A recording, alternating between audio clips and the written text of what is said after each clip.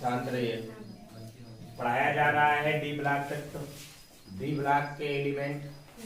D block के element में हमने आप लोगों को डी ब्लॉक तत्वों के इलेक्ट्रॉनिक विन्यास और डी ब्लॉक के तत्वों के अर्थात डी ब्लॉक के आवर्त सारणी में स्थिति की विवेचना हमने कर दिया था। इतना हो गया था ना जी। और आज आपको बताया जाएगा डी ब्लॉक तत्वों के सामान्य लक्षण। सामान्य लक्षण का मतलब ये इसका इलेक्ट्रॉनिक विन्यास क्या होता है, इनकी आक्षेपण अवस्थाएं क्या होती हैं, धातु है क्या धातु है, क्या किस प्रकार के युग्मों का निर्माण करते हैं, इन सब चीजों के बारे में जब अध्ययन किया जाता है तो उसका लक्षण कहलाता है। तो आज हम पूरे डी ब्लॉक तत्वों के बारे में अध्ययन करेंगे। डी ब्लॉक तत्वों का लक्षण जानेंगे, characteristic of D block elements, characteristic of D block elements. तो हेडिंग बनाइएगा आप लोग, डी ब्लॉक तत्वों के सामान्य लक्षण। डी ब्लॉक तत्वों के सामान्य लक्षण। देखिए, जब किसी भी ग्रुप का या किसी भी ब्लॉक का हम कैरेक्टरिस्टिक जानने का प्रयास करते हैं, लक्षण जानने का प्रयास करते हैं, तो सबसे पहले हम उसका अध्ययन करते हैं किसका, इलेक्ट्रॉनिक विन्यास का, जो कि आपको इसमें बताया गया है। डी ब्लॉक तत्वों के इलेक्ट्रॉनिक विन्यास बताए गए हैं। सबसे पहले हम अध्ययन करते हैं किसका, इलेक्ट्रॉनिक विन्यास का। इलेक्ट्रॉनिक विन्यास का मतलब क्या होता है, परमाणुओं के ऑर्बिटलों में इलेक्ट्रॉनों को भरना इलेक्ट्रॉनिक विन्यास कहलाता है। कई बार हमने बताया इलेक्ट्रॉनिक विन्यास के अंदर इलेक्ट्रॉनिक कॉन्फ़िगरेशन। यदि डी ब्लॉक तत्वों की बात किया जाए तो हमने बताया था आप लोगों को कि डी ब्लॉक तत्वों के बाह्य कोश में इलेक्ट्रॉन कितने हो सकते हैं, N s। डी ब्लॉक का तत्व, डी ब्लॉक तत्व आपको पता होना चाहिए, कई बार हमने यहाँ सारणी लेके बना करके समझाया है कि 4, 5, 6 और 7, यही ना, 4, 5, 6 और 7 नंबर पीरियड में, मतलब कि चौथे आवर्त में, पांचवें आवर्त में, छठे आवर्त में और सातवें आवर्त में डी ब्लॉक तत्वों को रखा गया है ना। यदि बाह्य कोश की मैं इलेक्ट्रॉनिक विन्यास की बात करता हूँ, चाहे 4 नंबर का आवर्त हो, चाहे 5 नंबर के आवर्त हो, चाहे 6 नंबर के, चाहे 7 नंबर के, इनके बाह्य कोश का इलेक्ट्रॉनिक विन्यास कितना होता है, Ns1r2। बाह्य कोश में इलेक्ट्रॉनिक विन्यास इसका कितना होता है, Ns1r2, अर्थात 4 नंबर का होगा तो कितना हो जाएगा 4s1r2, 5 का होगा तो 5s1r2 होगा कि नहीं। और का मतलब अथवा एक या दो इलेक्ट्रॉन। और बाह्य कोश से पिछले कोश का इलेक्ट्रॉनिक विन्यास हमने आप लोगों को बताया था। बाह्य कोश अगर n है तो बाह्य कोश पिछले का कोश का हो जाएगा n-1s2, n-1 p6 और n-1 d1 to 10। ये इसका इलेक्ट्रॉनिक विन्यास होता है, किसका, डी ब्लॉक तत्वों का इलेक्ट्रॉनिक विन्यास होता है। इसके अंतर्गत हम कुछ एलिमेंट्स के इलेक्ट्रॉनिक विन्यास करके देख लेंगे। जैसे हम 3D श्रेणी की संख्या, अर्थात 3D श्रेणी के तत्वों की बात करता हूं मैं, 3D श्रेणी के तत्व, 3D श्रेणी के तत्वों की बात करता हूं तो कौन कौन से तत्व आते हैं 3D में, स्कैंडियम 21, यही आता है, फिर वेनेडियम 22, फिर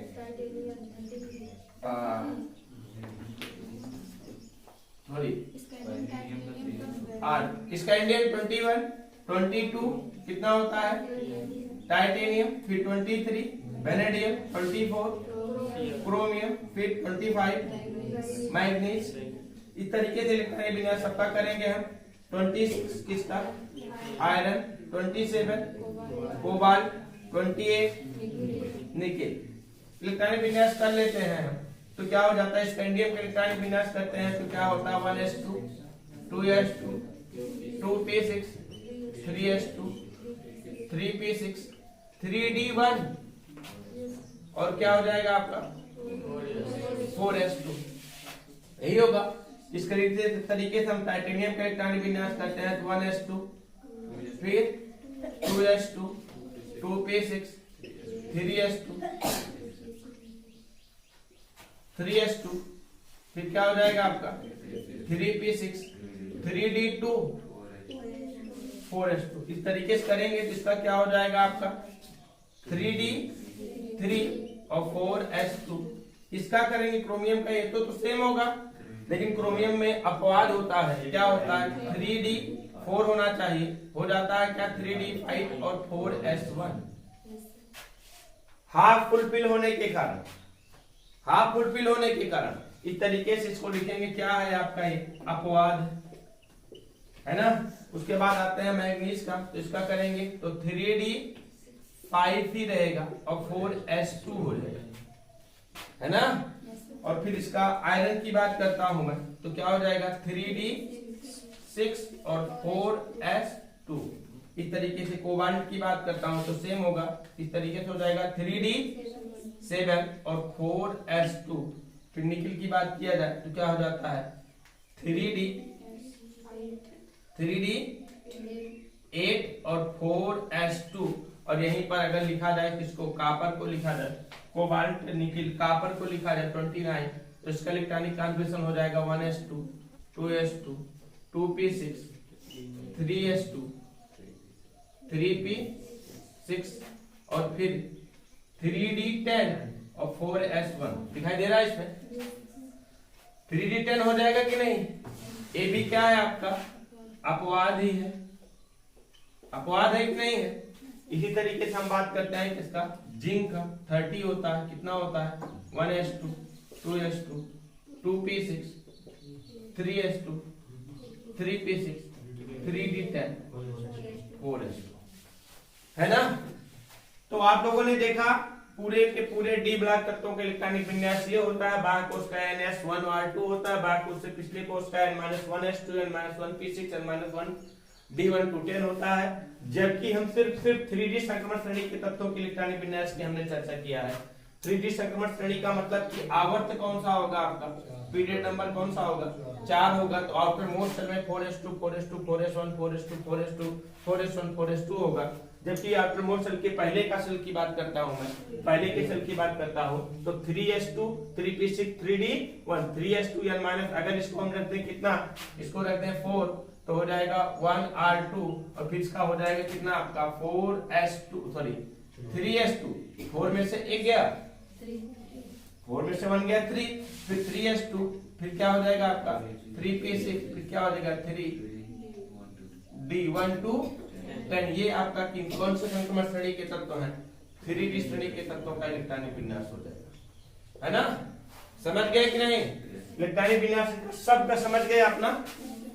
तो लिखिए इलेक्ट्रॉनिक विन्यास, लिखिए डी ब्लॉक तत्वों के, डी ब्लॉक तत्वों के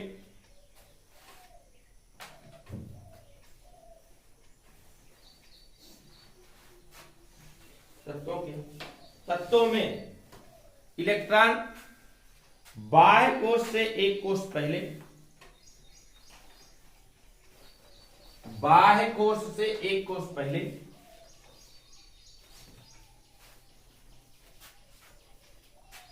किस ऑर्बिटल में भरते हैं बेटा, किस ऑर्बिटल में भरते हैं, डी ऑर्बिटलों में भरते हैं। बाह्य कोश से एक कोश पहले डी ऑर्बिटलों में भरते हैं।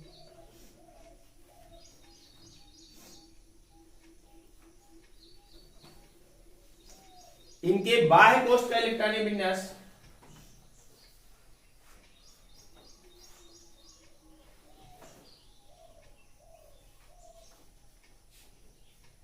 इनके बाह्य कोश का इलेक्ट्रॉनिक विन्यास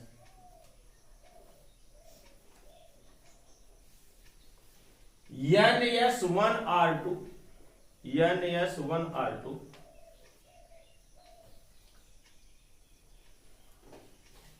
जबकि बाह्य कोश से पिछले कोश का इलेक्ट्रॉनिक विन्यास, बाह्य कोश से पिछले कोश का इलेक्ट्रॉनिक विन्यास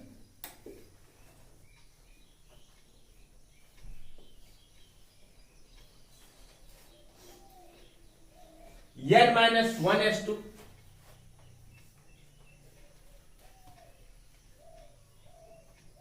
n-1p6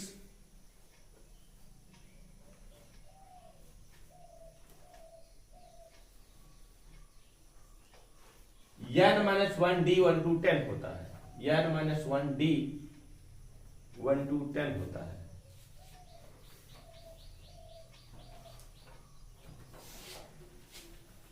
लिखिए डी ब्लॉक तत्वों के,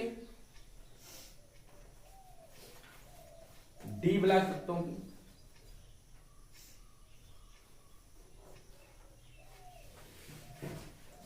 थ्री डी श्रेणी के तत्व, संक्रमण श्रेणी के तत्वों के, डी ब्लॉक तत्वों के, 3D संक्रमण श्रेणी के तत्वों के,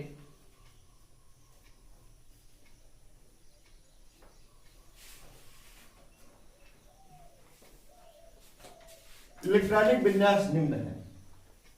इलेक्ट्रॉनिक विन्यास निम्न है।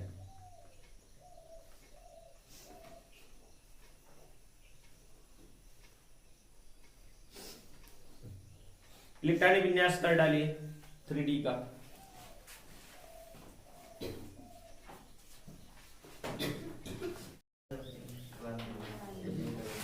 देखिए ये डी ब्लॉक तत्वों में 3D संक्रमण श्रेणी के तत्व हैं, स्कैंडियम से लेकर के जिंक तक।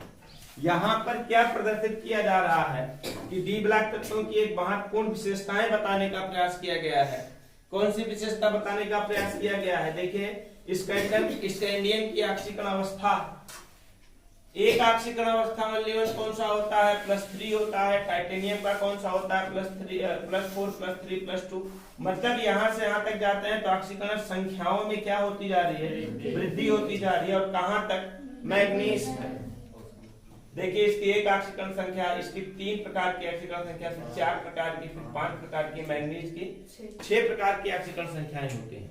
मतलब कि इनकी एक महत्वपूर्ण विशेषता होती है। इनकी एक महत्वपूर्ण विशेषता क्या है कि ये विभिन्न यौगिकों में विभिन्न प्रकार की ऑक्सीकरण संख्याएं प्रदर्शित कर सकते हैं। कह सकते हैं कि इनकी ऑक्सीकरण संख्याएं परिवर्तित ऑक्सीकरण संख्या होती है। अभी मैं बताता हूं कि इनकी परिवर्तित ऑक्सीकरण संख्याएं क्या होती हैं, क्यों होती हैं, उसका रीजन क्या है।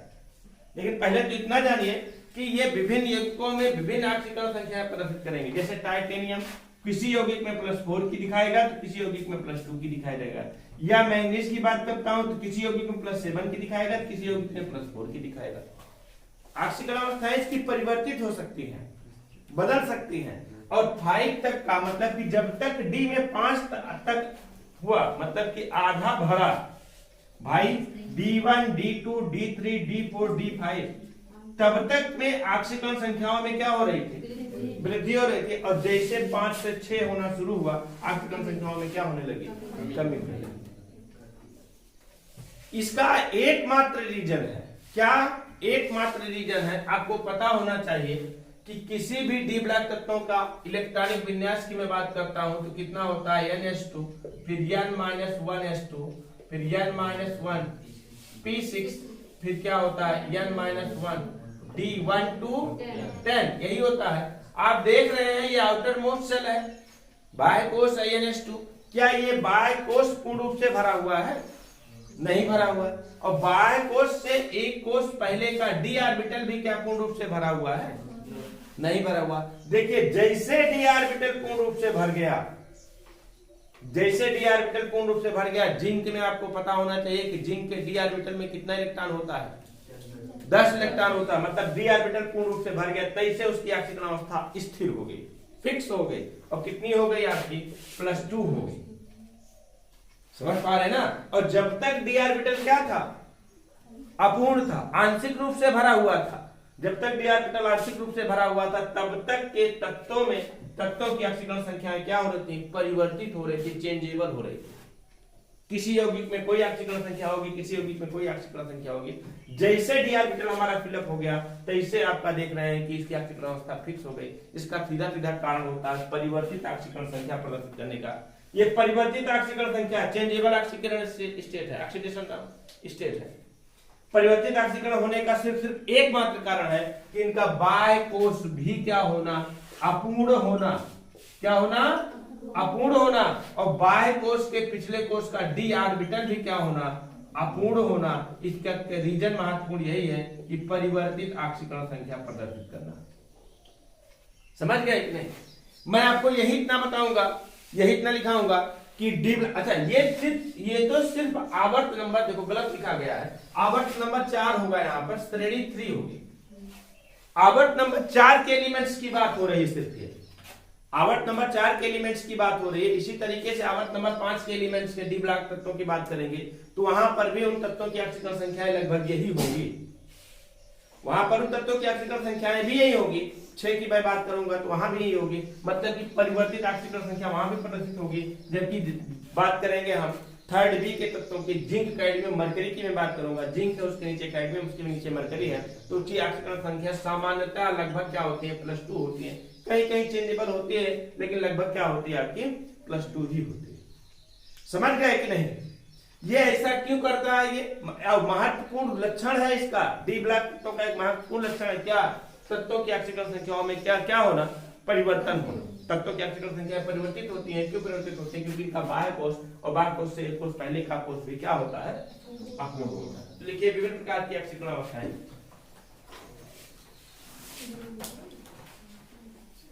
लिखिए डी ब्लॉक तत्वों और उनके यौगिकों और उनके यौगिक विभिन्न प्रकार की ऑक्सीकरण अवस्था प्रदर्शित करते हैं।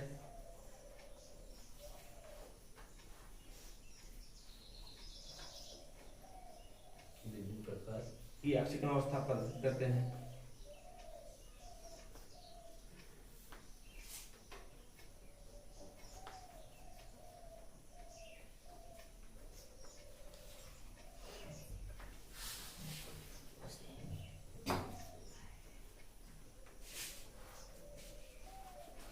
क्योंकि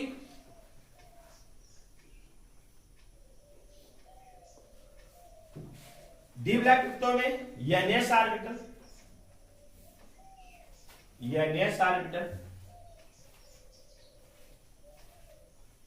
तथा कौन सा, हाँ N-1D ऑर्बिटल,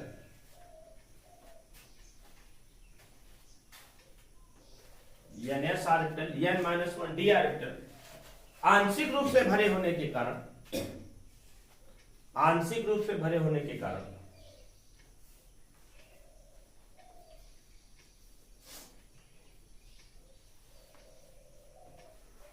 दोनों ही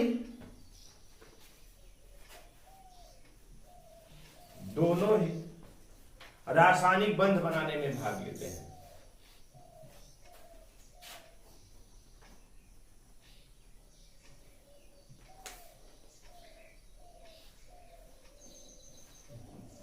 अच्छा, दोनों रासायनिक बंध बनाने में भाग क्यों लेते हैं?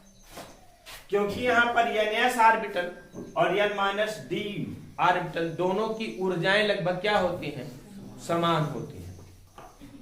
लिख लीजिए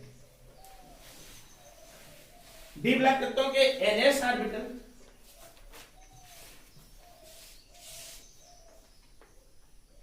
तथा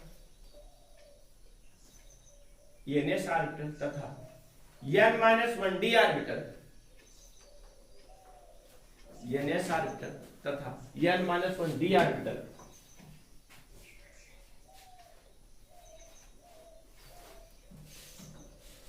दोनों की ऊर्जाएं समान होने के कारण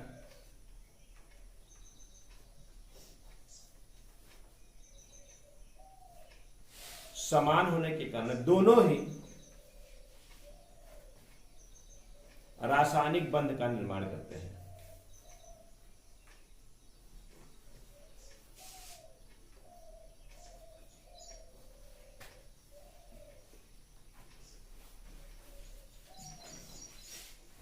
ये सारणी बना लीजिए। अच्छा, यहां पर हमने आप लोगों को बता दिया है ना, क्या मध्य की तत्वों की ऑक्सीकरण अवस्थाएं, ऑक्सीकरण संख्याएं अधिक हैं, लेकिन जैसे मध्य से बाहर जाते हैं कम होता जाता है, और इधर जाते हैं तो मध्य की तरफ तो बढ़ता जाता है। समझ रहे हैं ना? इस सारणी को आप लोग बना लीजिए।